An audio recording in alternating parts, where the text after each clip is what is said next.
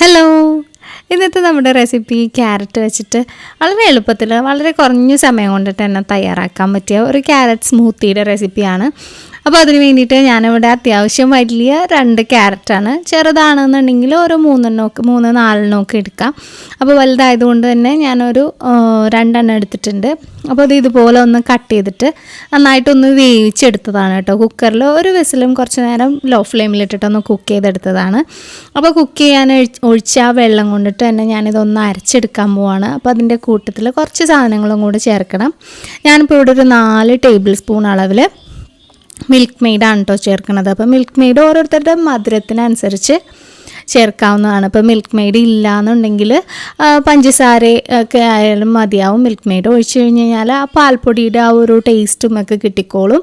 പിന്നെ നമ്മുടെ ഈ ഒരു ജ്യൂസിന് നല്ലൊരു കൊഴുപ്പ് കിട്ടാൻ വേണ്ടിയിട്ട് ഞാനിവിടെ ഒരു 4 ചെറുപഴമാണ് ചേർക്കുന്നത്. 4 തീരെ ചെറുതാണെന്നുണ്ടെങ്കിൽ ഒരു 4 അല്ലാന്നുണ്ടെങ്കിൽ ഒരു 3 ഒക്കെ ചേർത്താൽ മതിയാവും. അപ്പോൾ അതും കൂടെ ചേർത്ത് കഴിഞ്ഞാൽ നമ്മളുടെ ഈ ജ്യൂസിന് നല്ലൊരു കൊഴുപ്പ് കിട്ടും. പിന്നെ അതിനൊരു ഫ്ലേവറിന് വേണ്ടിയിട്ട് ഞാനിവിടെ ഒരു 1/2 ടീസ്പൂൺ അളവിൽ വാനില എസൻസ് ആണ് കേട്ടോ ചേർക്കുന്നത്. അപ്പോൾ വാനില എസൻസ് ചേർക്കാണ് അല്ലാന്നുണ്ടെങ്കിൽ കുറച്ച് ഐസ്ക്രീം കിട്ടുകയാണെന്നുണ്ടെങ്കിൽ ഐസ്ക്രീം ചേർത്താലും നല്ലതായിരിക്കും. ഇനി ഞാനിതിലേക്ക് ഒഴിക്കുന്ന പാല് കുറച്ച് നേരം ഫ്രീസറിൽ വെച്ചിട്ട് ഒന്ന് തണുപ്പിച്ചെടുത്തതാണ്. അതാകുമ്പോൾ നമ്മുടെ സ്മൂത്തിക്ക് അത്യാവശ്യം നല്ല രീതിയിൽ തന്നെ തണുപ്പുണ്ടാവും.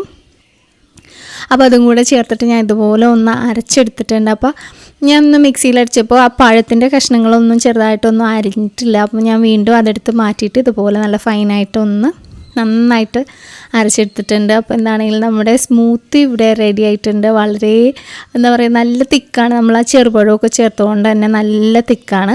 അതുകൊണ്ട് തന്നെ ഞാൻ ബാക്കി പാലും കൂടെ ഇതിലേക്ക് ചേർത്ത് കൊടുക്കുകയാണ്. ഇതിപ്പോൾ ഞാൻ ഫുള്ളായിട്ട് ഒരു കവർ പാല് ഫുള്ളായിട്ട് എടുത്തിട്ടുണ്ട് കേട്ടോ.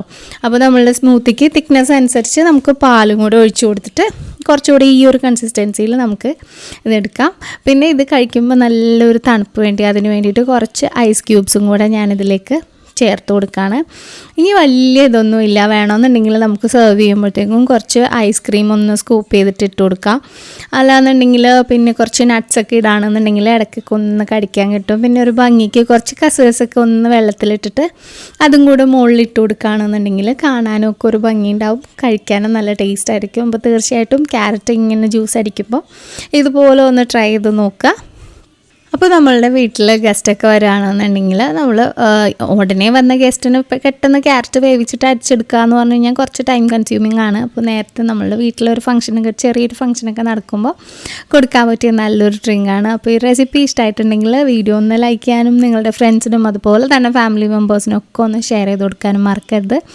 വീണ്ടും മറ്റൊരു വീഡിയോ ആയിട്ട് ഇനിയും കാണുന്നവരെ stay safe, take care, by.